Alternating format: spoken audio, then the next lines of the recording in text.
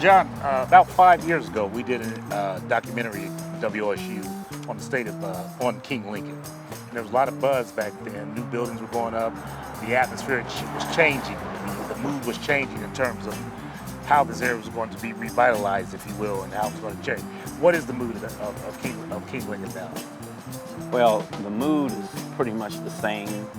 The expectations have slowed down because 5 years ago, a city impressed upon us that they were going to make great investments in this area. I had hoped to see more restaurants, more housing, additional businesses into the area, capital improvements by way of water lines and Wi-Fi and things of that nature that would improve the neighborhood.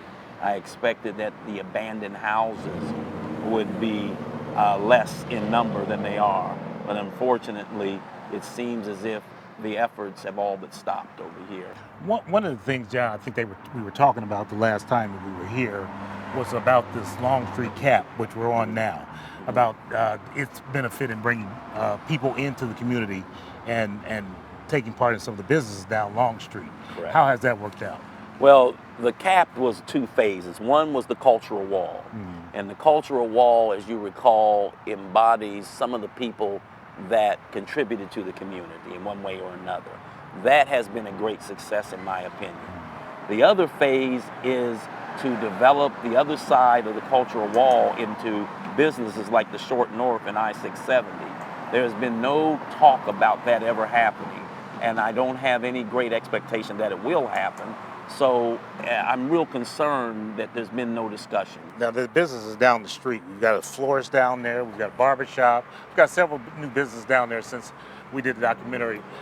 What do the merchants think? What is their take on the whole thing? I think the merchants have the same concern. They are not dependent upon city help. They're independent entrepreneurs. They're doing it on their own. But in order for them to survive, they need more progress over here. You can't be on an island. You can't be the only florist. You can't be the only restaurant. It's pretty much what we had 5 years ago is what we have today. It's just that simple. John, you want it to be great here. You want this whole area to be great. Why? What can we look forward to in the next 5 years? Everybody that lives over here deserves a decent, safe, and sanitary environment, and they deserve to have everything everybody else has. This community was built upon mom and pop shops. We want those mom and pop shops back, but we want a variety of them that serve the needs. I want to be able to walk out of my house, go down the street and get a cup of coffee. I want to go down the street and buy a magazine. I want to go down the street and buy a fresh egg.